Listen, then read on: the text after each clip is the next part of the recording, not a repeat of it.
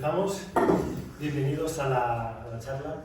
Como sabéis, este año la Fiesta Realidad cada año queremos hacer una celebración, y en este caso pues es para celebrar los 40 años de la Revolución Portuguesa, una revolución que, como sabéis, tuvo un impacto profundo, no solamente a nivel de Portugal, sino que fue un ejemplo a nivel mundial, y tuvo un impacto especialmente profundo para el desarrollo de los acontecimientos, para el desarrollo especialmente de los comunistas, también aquí en Cataluña, ¿no? Sin ir más lejos, pues la creación del Partido de los Comunistas de Cataluña, uno de los partidos constituyentes de comunistas de Cataluña, estuvo profundamente influenciado por esta revolución portuguesa y por el Partido Comunista Portugués, ¿no? Hoy tenemos pues, unos ponentes de lujo, ¿no? Primeramente, quiero agradecer a José Agustí Esteves para su presencia y al Partido Comunista Portugués, que nos honra hoy con su presencia. Él es miembro de la Comisión Central del Partido Comunista Portugués y nos va a hablar un poco, pues poner contexto, ¿no? De cómo se vivió, de qué es lo que fue la revolución de los claveles. También está el compañero Carlos Brigadeiro, es también miembro del Partido Comunista Portugués y es de la célula de aquí en España. Nos ayudará con la traducción. En un principio, esto lo queríamos comentar con el público, ¿eh? Él va a hacer la intervención en portugués poco a poco. Si se entiende lo de esto, si alguien tiene problemas para entender, pues puede cambiar al castellano o puede ayudar el camarada con la traducción. Vamos a probar primero en portugués y si alguien tiene que no le dé vergüenza, si alguien tiene dificultad, lo cambiamos, ¿no? Nos adaptamos un poco a las necesidades.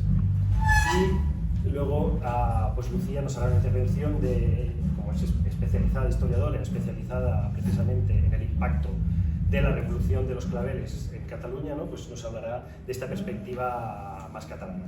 Luego, después de la intervención, pues vamos a dar paso a palabras y entonces sí que podemos hacer un poco de debate. Tendremos hasta las 12:30 aproximadamente. Adelante, camarada, cuando quieras. Eu, se calhar, falaria em castelhano. Em castelhano? Pues en español. Sí. Talvez fosse melhor. Portunhol. Portunhol. Julgo que será mais fácil compreenderem do que falar em português. Depois podem não apanhar algumas palavras. Não é? Perdoem-me se não conseguir fazer a leitura em espanhol, em castelhano, como deve ser, mas vou tentar.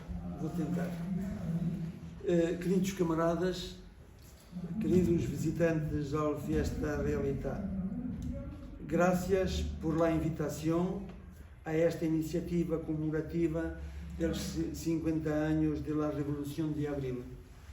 Invitación que es una expresión de las relaciones de amistad y solidaridad internacionalista entre el Partido Comunista Portugués y los comunistas de Cataluña.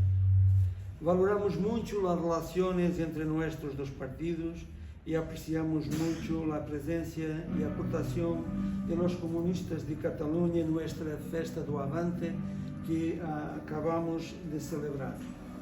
Es y ha sido un aporte que engrandece enormemente nuestra festa y agradecemos no solo la disponibilidad de sus compañeros en la construcción y operación de su stand, sino también su apoyo en las tareas de construcción de nuestro festival.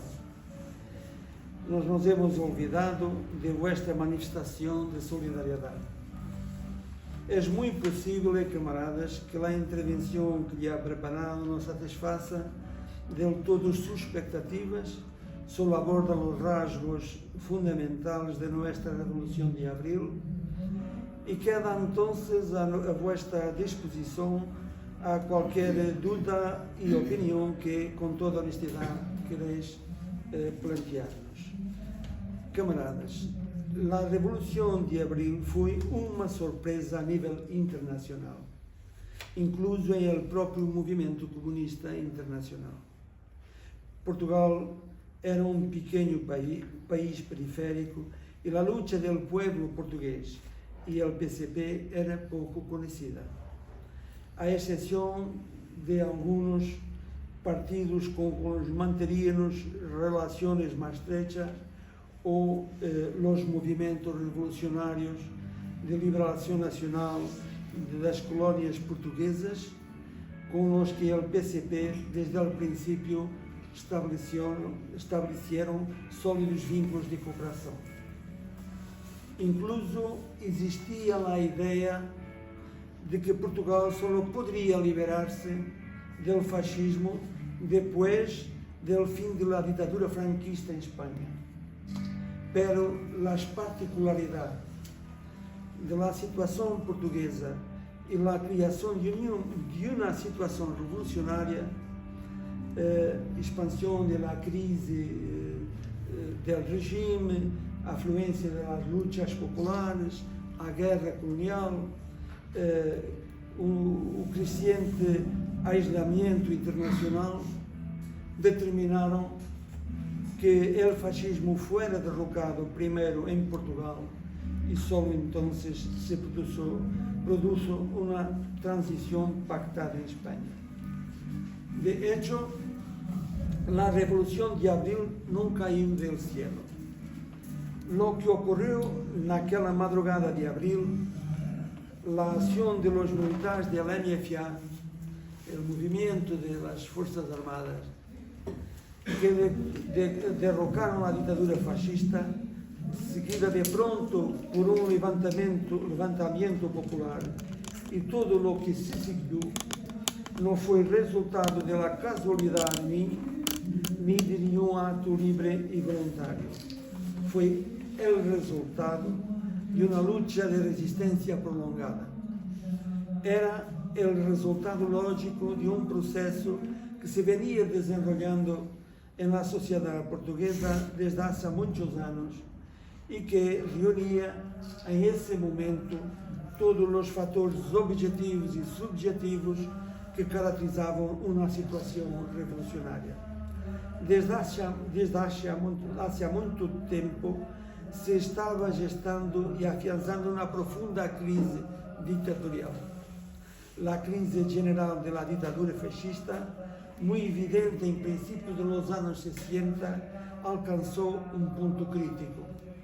Segundo as análises do Partido Comunista Português, 4 aspectos essenciais caracterizaram esta crise. Em primeiro lugar, o rápido agravamento das contradições e dificuldades económicas e sociais do capitalismo devido às características específicas de seu desenvolvimento. Portugal tinha características muito específicas. O capitalismo não se ha desenvolvido naturalmente, entende? Foi imposto à força por criar um certo tipo de condições particulares. Em las condições da ditadura e os impactos do processo de integração econômica europeia em marcha. Em segundo lugar, o estallido e as consequências da guerra colonial, a evolução militar desfavorável aos exércitos colonialistas. Por exemplo, na Guiné, 2/3 do território estavam já liberados pelos guerrilheiros do PAIGC. Portugal tinha apenas já uma parte muito ínfima do território da Guiné. A capacidade do governo para encontrar uma solução, as crescentes protestas e oposição do povo português e a convergência de sua luta contra o fascismo e por la democracia com a luta do povo das colônias portuguesas contra o colonialismo e por la independência. Terceiro aspecto da crise, as irreparáveis divisões e conflitos no campo social, político, institucional e militar da ditadura. Havia 3 tendências nessa altura. Aquilo que nós chamávamos aquela facção mais dura, havia outra facção muito ligada à Europa, e outra que pretendia iludir a situação mantendo o fascismo. Havia este conflito. Não sei se me entenderam. E finalmente, um quarto aspecto decisivo da crise do regime fascista foi o impetuoso desenvolvimento e ascenso da luta popular de massas que a ditadura, apesar da repressão, foi incapaz de sostener. Foi um período de grandes movimentações de massas. Entre 68 e 74 há uma grande dinâmica de massas.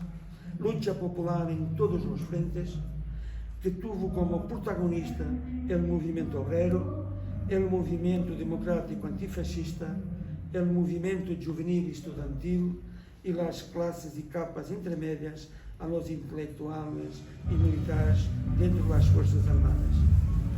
Camaradas, caberia perguntar-se por que a ditadura fascista durou tanto tempo, quase meio século em Portugal. E por que aquele império colonial português foi o último a desaparecer? Por supuesto, há múltiplas razões, pero entre elas há uma que destaca o apoio das grandes potências capitalistas. Quando o nazifascismo foi derrotado em Europa, o fascismo salazarista temblou, vacilou, se viu obrigado a recorrer a grandes maniobras para resistir ao avanço da luta popular e democrática. Pero pronto foi invitado à fundação da NATO em 1949 e foram as armas da OTAN e das chamadas democracias europeias que sustiveram os 13 anos de criminais guerras coloniais levadas a cabo pela ditadura fascista em Portugal. Quando hoje assistimos a uma carreira armamentista muito peligrosa e se havia incluso de construir economias de guerra, e a OTAN segue sendo apresentada hoje como uma organização defensiva e um braço armado da defesa do amado mundo livre, não podemos olvidar Portugal, seu papel de apoio ao fascismo e à guerra colonial. A Revolução de Abril não foi uma simples transição de uma ditadura a uma democracia formal, como pretendiam os setores liberais e socializadores da oposição antifascista, sino uma profunda revolução social, tal como propugnava o PCP em seu programa adotado em 1965. Ela significou a conquista da liberdade e dos direitos democráticos fundamentais que o fascismo pisoteou com uma feroz repressão dirigida primeiro contra os comunistas, a única força política que resistiu e se organizou clandestinamente durante os 48 anos de fascismo. Significou o fim das guerras coloniais e a consecução da independência dos pueblos de Angola, Moçambique, Guiné-Bissau e Cabo Verde e São Tomé e Príncipe.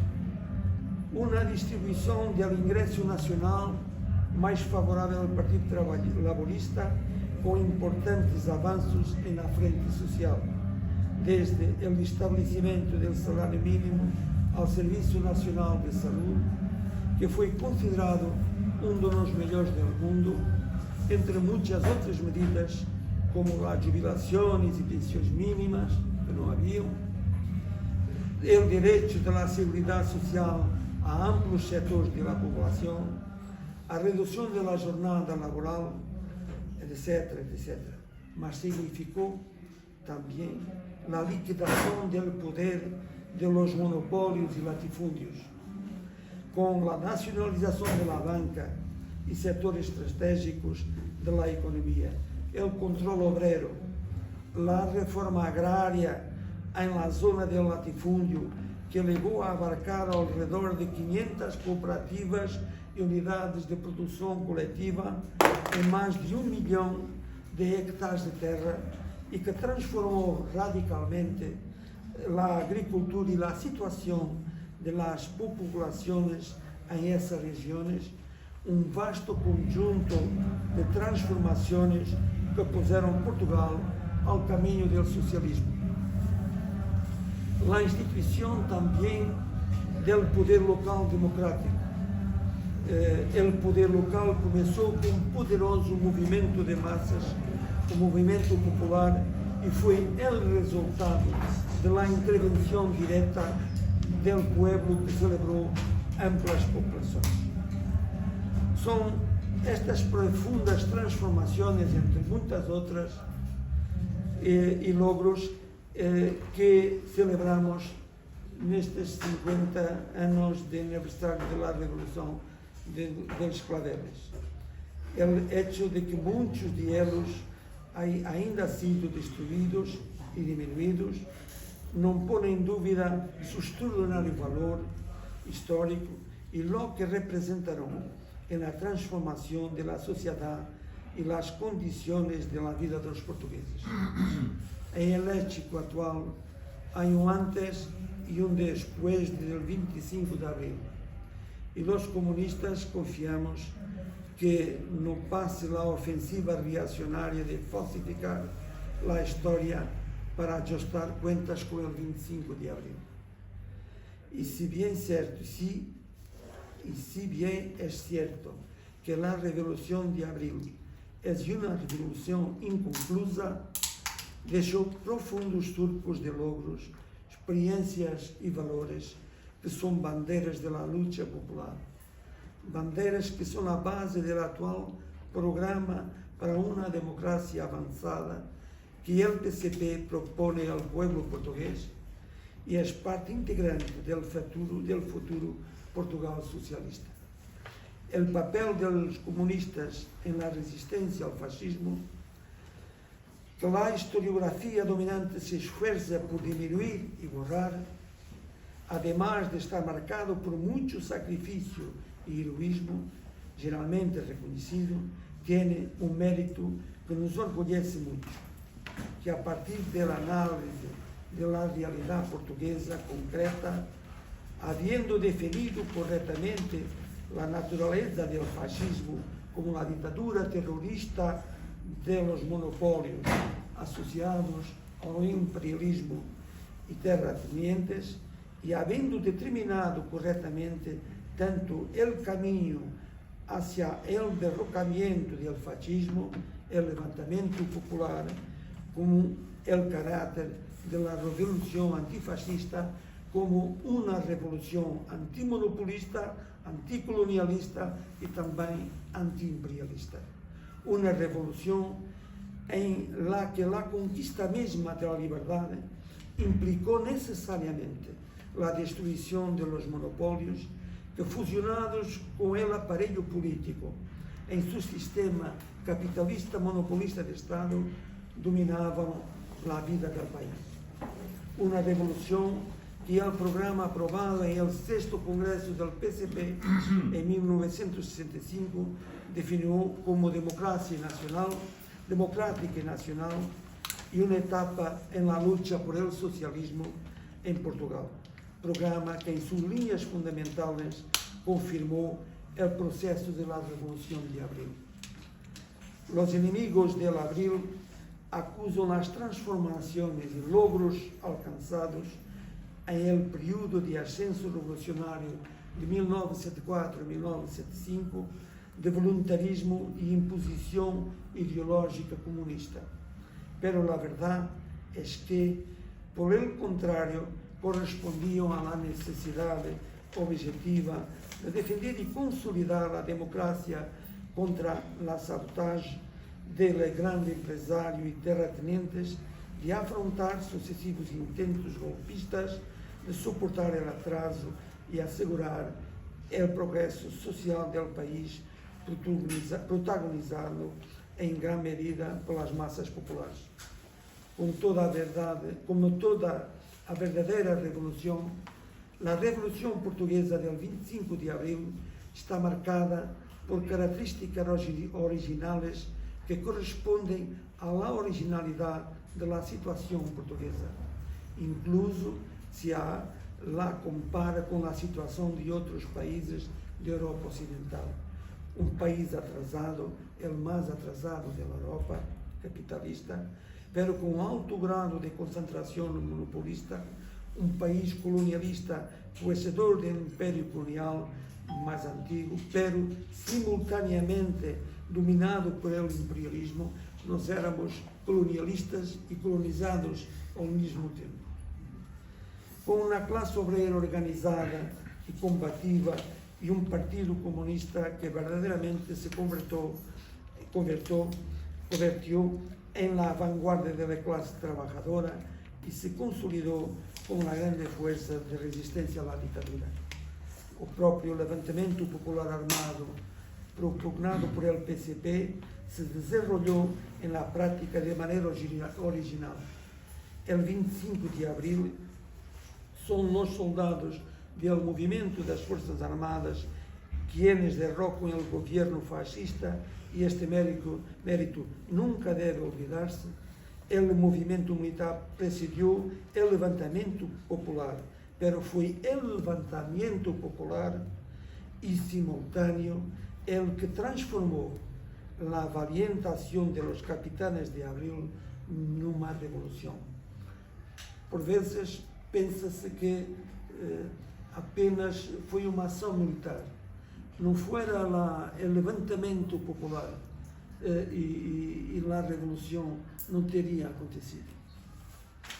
Contrariamente ao lamento da MFA de quedar-se em casa, os portugueses saíram massivamente às calles e, tomando a iniciativa em suas próprias mãos, impuseram nas práticas todas as liberdades fundamentais, impuseram nas práticas a liberação de los presos políticos. Spínola, o general da junta, resistia. Perseguiram os PIDES, membros da polícia fascista, la PIDE, ocupou sedes de organizações fascistas, não às manobras reacionárias do general Spínola, e, em aliança com os militares progressistas, levou a MFA a ir muito mais além de seu programa original, democrático e anticolonialista de facto, pero muito limitado. Menos de uma semana depois do 25 de abril, as gigantescas manifestações do 1º de maio constituem uma expressão vibrante do papel determinante das massas trabalhadoras em el processo revolucionário.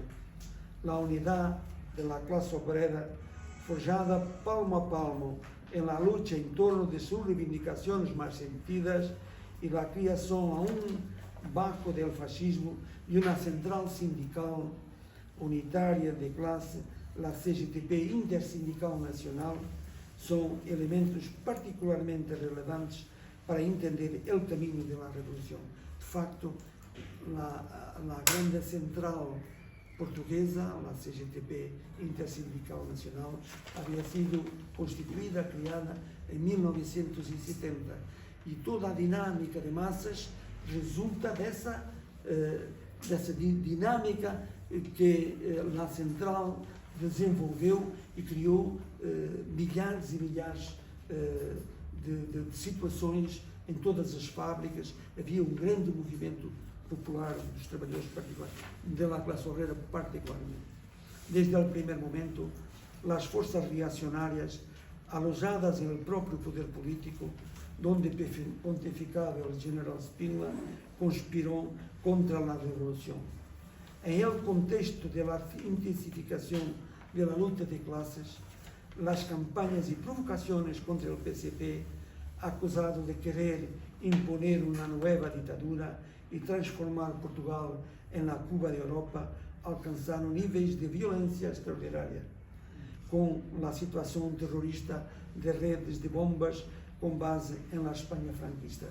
De facto, havia uma base aqui aqui, não em Barcelona, mas a partir de Madrid, muitos fascistas se recolheram aqui, Espírito Matinha, e daqui criaram, houve mais de 523 atos bombistas contra nós y movimientos sindicales.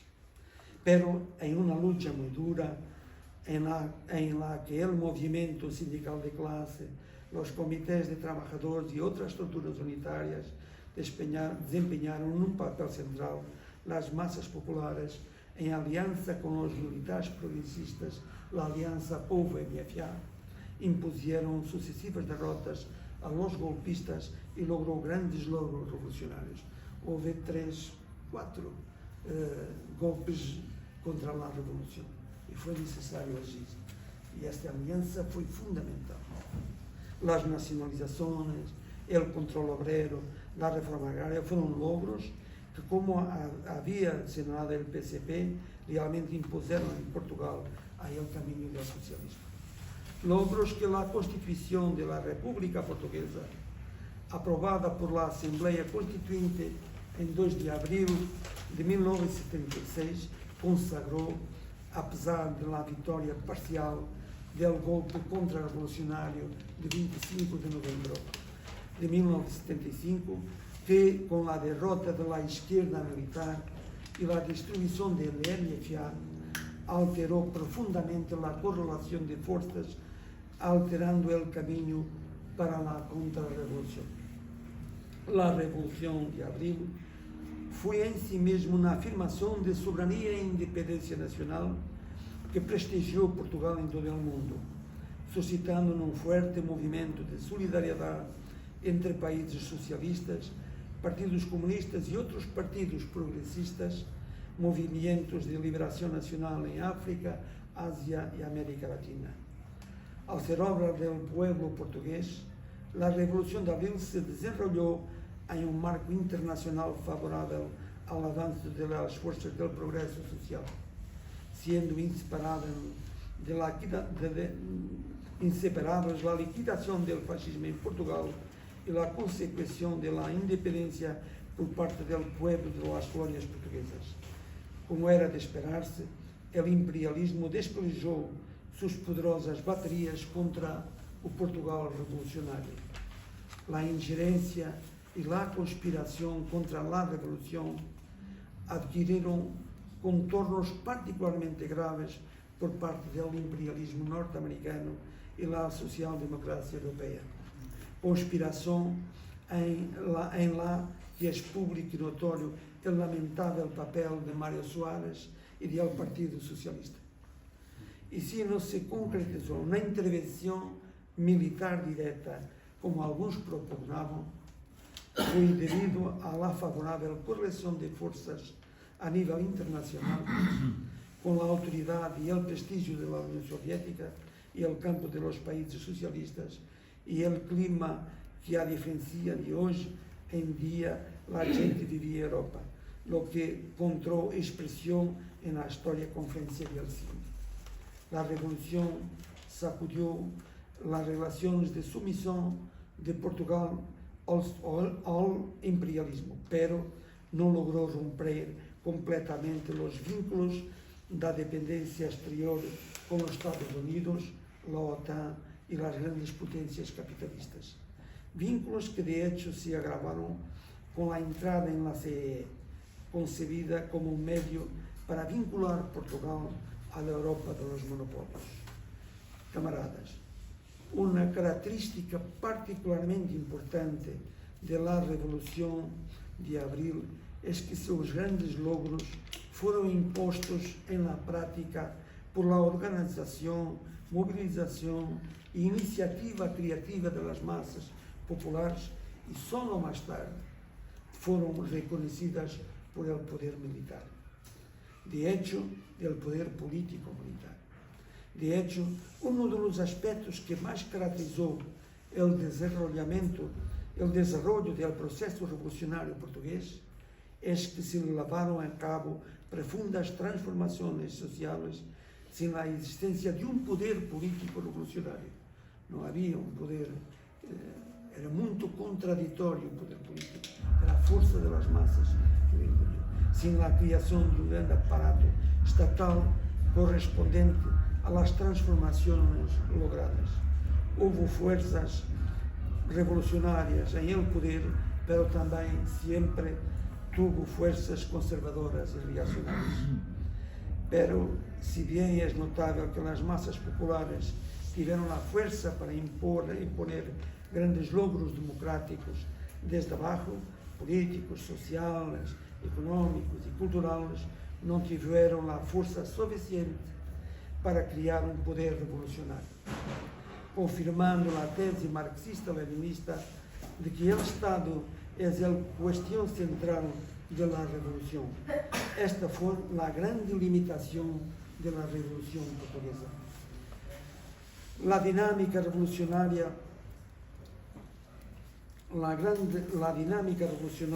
chocou com a dinâmica eleitoral. É a partir da vitória do Partido Socialista em las primeiras eleições legislativas de 1976 e a formação do governo de PS solo, pero aliado de hecho com a direita, que se desencadeou o processo de repressão capitalista a nível internacional.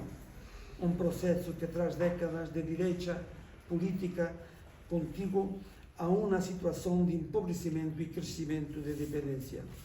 Uma situação que se complexizou tras la descomplexizou que se ha quedado más complejo, que se complicó. Tras se complicó, sí. Sí.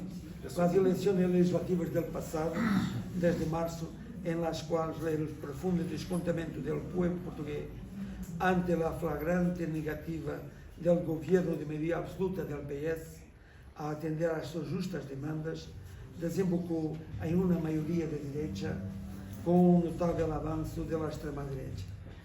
Este é o marco de uma brutal operação de manipulação da opinião pública em la que la CDU, coligação de nosso partido com o Partido Ecologista, os Verdes, foi especialmente atacada e, apesar da grande campanha levada a cabo, o partido viu seu grupo parlamentário reduzido a 4 deputados.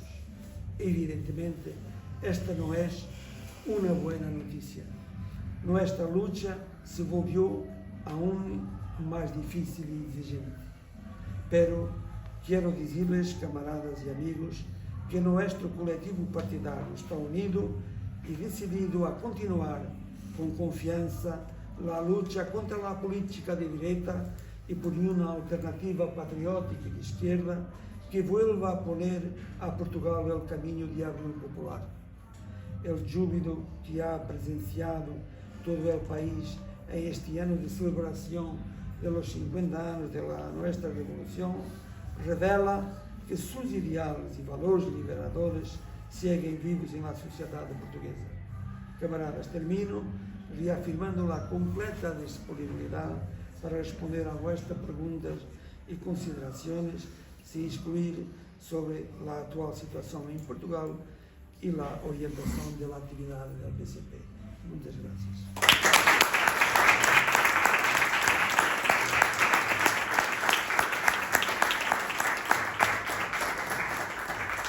Muchísimas gracias, José Augusto, por esta perspectiva y este espejo al final, ¿no? También que nos podemos ver reflejados en algunos aspectos, ¿no? En esta situación de revolución inconclusa, esta lucha por la memoria democrática, ¿no? Estamos viendo una película sobre el 47 que habla de la memoria de la lucha obrera, olvidándose de la militancia comunista de la gente, ¿no? Pues un poco la lucha por la memoria histórica es una cosa que traspasa fronteras, o en estos elementos, ¿no? Que tú comentabas, ¿no? Precisamente como la revolución de abril, esa de ser una revolución inconclusa, tuvo profundos impactos positivos, no solamente para Portugal, sino para todo el mundo, ¿no? Los procesos de liberación de África no serían posibles de entender sin precisamente esta revolución, ¿no? Y aprovechando estos aspectos mundiales, estos aspectos globales, ¿no? Pues doy paso a Lucía para que nos cuentes un poco, ¿no? Tus impactos de la revolución aquí en Cataluña. em poso el cronòmetre per no passar-me molt de temps. Soc la Lucía Aliagas. Començaré una mica la meva intervenció també explicant el que em va motivar per estudiar el procés de revolució dels clavells, perquè justament quan jo estava buscant treball de fi de grau i vaig començar a dir que m'interessava molt la història de Portugal, la història del Partit Comunista Portuguès i la revolució dels clavells, el que primer em deien era i eso. O sigui, és una sorpresa que justament el país que està al costat de l'estat espanyol és un dels que la població espanyola, i entre ella també la catalana, més desconeixement té de la seva història, de la seva realitat política, sabent com van les eleccions als Estats Units, però en canvi, segurament si sortim al carrer i preguntem qui és el primer ministre de Portugal, la majoria de persones no sabrien dir-nos. Jo vaig començar i em vaig interessar per la revolució dels clavells quan amb 18 anys vaig anar per primer cop a la Festa d'Avante i vaig descobrir un model de partit, una història de revolució que mai m'ho havien explicat al sistema educatiu. Havia fet fins a segon de batxillerat, estava començant a estudiar història i fins i tot en acabar el grau d'història en cap moment ens han explicat, més enllà d'alguna menció, l'impacte que ha tingut la revolució dels clavells tant a la història i la geopolítica i la Guerra Freda com a la mateixa història de Catalunya. Llavors, a partir d'aquí vaig començar a estudiar i vaig decidir fer el meu treball de fi de grau sobre l'impacte que va tenir la revolució dels clavells, concretament a l'esquerra catalana.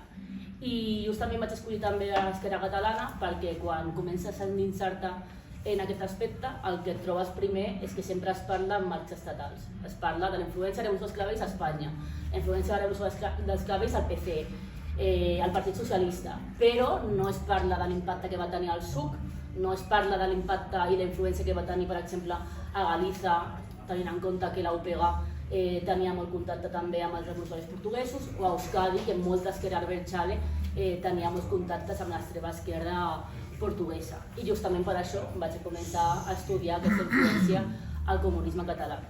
El camarada del PSP ja us ha explicat una mica 5 cèntims sobre el context que va portar a la revolució dels clavells, però jo sí que voldria fer alguns apunts que crec que són importants. I el primer és que la revolució dels clavells ens mostra un fet que és la dinàmica de les revolucions del segle XX, i justament tenint en compte que la revolució dels clavells és l'última gran revolució tal com la coneixem de les últimes dècades, i és que la revolució s'inicia a la perifèria.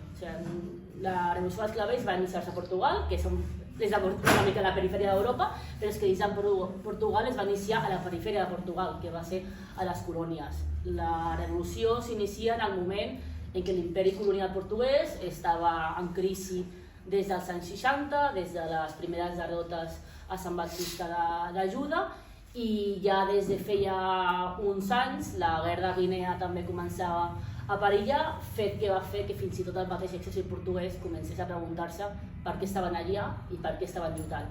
De l'exèrcit portuguès és important que eren els caps, eren les parts baixes intermitges de l'exèrcit que van començar, davant de la derrota militar, a plantejar altres solucions. Ja ho han comentat, un d'ells i dels artífecs d'aquest cop militar va ser Antonio de Espínola, que Antonio de Espínola no era d'esquerra, això és bastant clar, era cap de l'exèrcit, va escriure un llibre sobre les solucions que havia de tenir, al principi plantejava un cert autonomisme que podien tenir les colònies, però tenint en compte que l'imperi colonial i el salazarisme no plantejava aquesta solució des de l'autonomisme, al final es va plantejar que l'única solució per acabar amb la guerra era acabar amb el règim salazarista. Tot això també és important perquè després, quan acaba el règim salazarista, s'inicia la revolució, la proposta que té Espínola per les colònies era un model federal, no apostava per la independència de les colònies. De fet, el partit que sí que va defensar la independència des del principi va ser el Partit Comunista Portuguès, que des del principi va apostar que la solució era el respecte per la sobirania nacional dels pobles d'Àfrica i defensar i respectar la seva independència.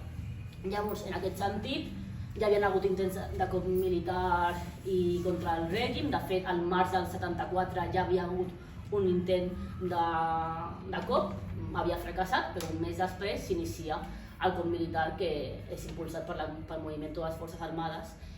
i triomfa. I triomfa també, i això també ho ha comentat el camarada, perquè en el moment que durant la nit el moviment de les Forces Armades comença a agafar els punts neuràlgics de Portugal, quan la gent s'aixeca i veu que ha començat un cop d'estat, la converteix en revolució. Al principi els capitans no diuen no sortiu de casa i la gent què fa?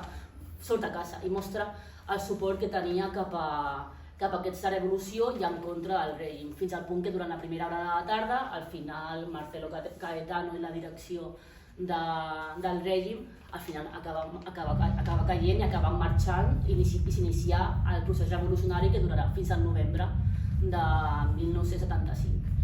I aquí també una cosa que crec que és molt important per entendre la revolució és que la revolució no va ser una cosa homògena, o sigui, la revolució va tenir diverses etapes en què es va anar intensificant també el paper de revolució social, revolució de la gent i revolució que al final anava al servei també de la classe treballadora. S'inicia un procés que al principi l'agafen primer aquests militars més moderats fins al setembre del 74, quan hi ha canvi de govern, Spínola, al final es nota que la guerra continuava,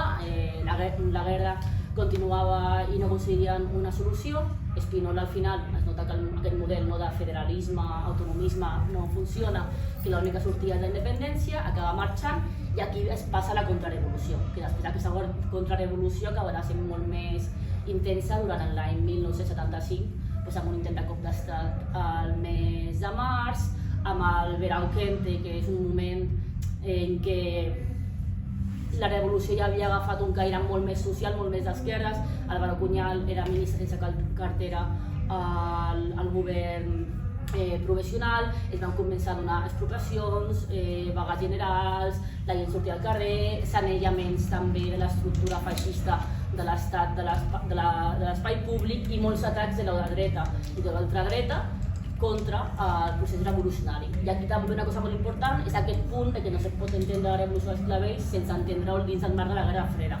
L'estat espanyol va intentar ajudar aquests contrarrevolucionaris, aquests feixistes, va acollir a Spínola, van intentar i van subvencionar i donar diners també als grups terroristes que atacaven seus del PCP, però de fet els Estats Units també. Als Estats Units no els interessava que hi hagués en plena Guerra Freda, justament al sud d'Europa, justament a l'occidental, una experiència de revolució nacional popular com era la revolució dels clavells. I de fet van haver-hi converses per intentar fer una invasió de Portugal, que al final aquesta invasió no es va donar, però sí que van començar a intentar acabar amb la revolució dels clavells des d'una altra banda, que per exemple el fet que la principal força als carrers, als centres de treball de la clandestinitat i de la revolució va ser el Partit Comunista Portuguès, però a les primeres eleccions al 1975 qui guanya la primera força acaba sent el Partit Socialista, i el Partit Socialista no havia tingut aquest impacte, aquest arrelament en les treballadores. Hi ha molts estudis que expliquen com des de la socialdemocràcia europea van començar a finançar el Partit Socialista de Mario Soares justament per evitar que aquesta revolució acabés sent encapçalada pel Partit Comunista Portuguès. I justament això és una qüestió que des de l'estat espanyol no es podia veure des d'una altra forma que fos mirant cap allà. Sí que és veritat que la història, i això també ho lligo amb aquí del principi, l'estat espanyol i els espanyols en general, quan han mirat cap a Portugal ho han fet molts cops des d'una forma de superioritat, d'haver estat part de l'imperi hispànic, han vist a Portugal d'una forma de superioritat i quan no els ha interessat han mirat cap a l'altra banda. Durant el 74, 75, 76, diria, fins que ja mor Francisco Franco i comença el procés de transició, es fa contrari. Pràcticament tota l'estona l'estat espanyol mira cap a Portugal, mira el règim, mira l'exèrcit, mira les forces polítiques, mira el món cultural, perquè estava passant una cosa que ningú s'esperava que pogués passar i que efectivament podia tenir i podia jugar un paper molt important en com es configurava la ruptura a l'estat espanyol, que era imminent. Franco estava a punt de morir, no sabien si va ser un dia o un altre, però havia de morir i havien de saber què passaria després. I aquí ja juga el paper de les forces polítiques i concretament del comunisme i dels partits comunistes. crec que una cosa molt interessant d'això és que, tot i que el PC i el PSUV, per centralisme democràtic, per disciplina de partit, tenien una posició molt semblant en quant a Portugal, hi ha molts cops que van començar a divergir. Al principi, si busques articles del Mundo Obrero, de la revista Treball, de Nous Horitzons, es va veure amb molt interès perquè creien que justament aquesta experiència es podia repetir a l'estat espanyol i que seria precedent. De fet, el primer número de treball del SUC, el 2 de maig, justament després de la manifestació del 1 de maig a Barcelona, era la portada de la Revolució dels Clavells. Això és superimportant, perquè és que sempre el Mundo Obrero, sempre el treball, després de l'1 de maig, la portada era les manifestacions del 1 de maig. Llavors, això és una mostra, els interessava molt veure com l'exèrcit portuguès havia estat part d'aquesta revolució, tenint en compte el paper de l'exèrcit espanyol, el PC, el PSUV havien intentat influenciar dins de l'exèrcit moviments democràtics que poguessin imitar quelcom similar, no va ser possible, van ser fortament reprimits. Això també s'entén del caire diferent que va tenir també l'estat espanyol i Portugal a nivell històric. Portugal no havia viscut una guerra civil, a Portugal les estructures de l'exèrcit no havien estat cooptades i pràcticament sanellades en la vessant feixista de tots els petits mitjans i els càrrecs que podrien ser republicans. Llavors era molt més difícil poder fer aquesta influència de l'exèrcit, però igualment durant els primers mesos des del comunisme català van tenir molt interès d'aquest paper que havia tingut l'exèrcit. També el fet que no tinguéssim una guerra colonial com l'havia tingut Portugal també era un fet molt rellevant, perquè on va tensionar molt més va ser l'Àfrica.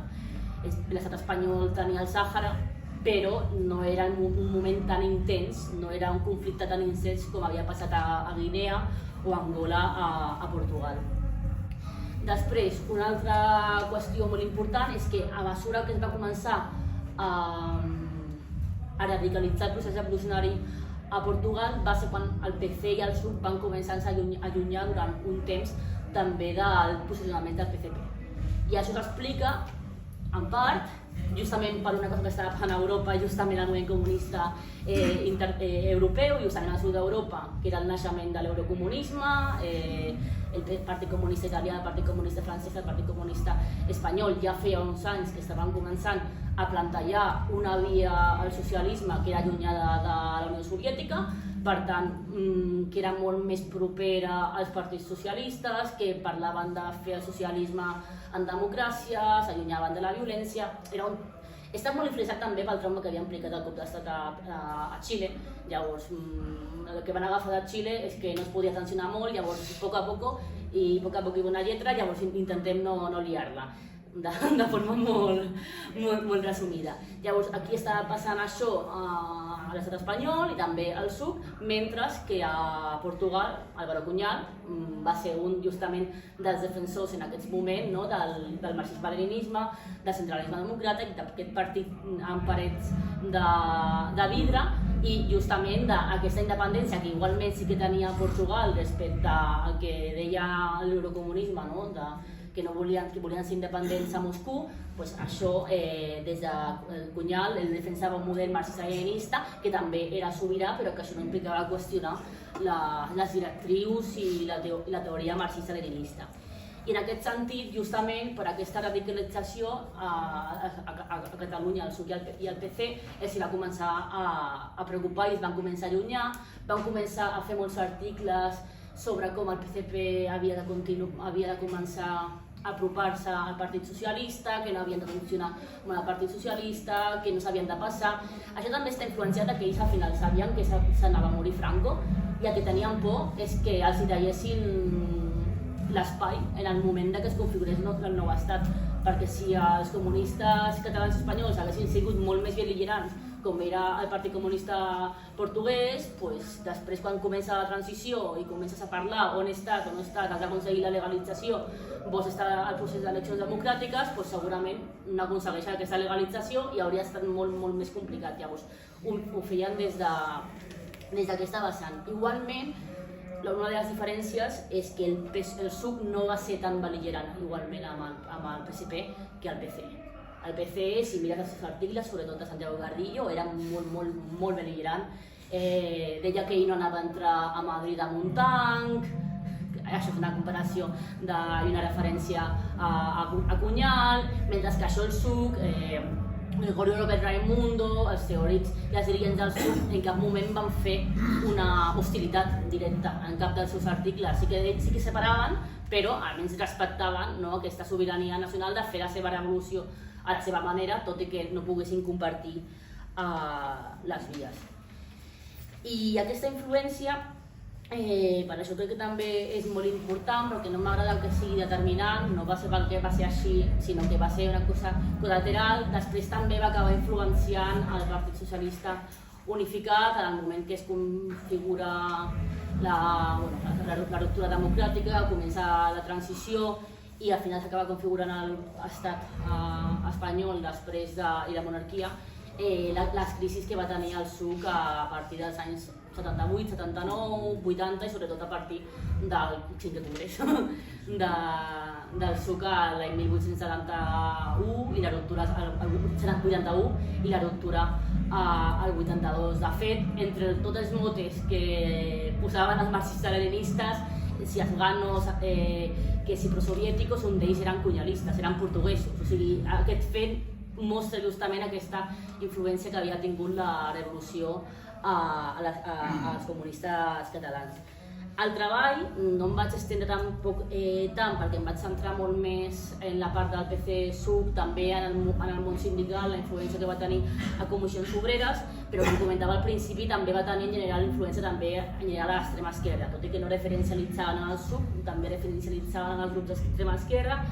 A Catalunya, l'Organització de l'Esquerra Comunista, el Partit del Treball d'Espanya i el Partit Socialista d'Alliberament Nacional, els tres també van tenir molt interès, molts contactes i es van fer moltes jornades a universitats catalanes sobre el procés revolucionari, es van fer moltes visites, de fet hi havia el que era el turisme polític, o sigui, hi havia molts catalans que anaven cap a Portugal l'any 74, l'any 75, per viure l'experiència de revolució i també per mirar com podien extreure lliçons cap aquí.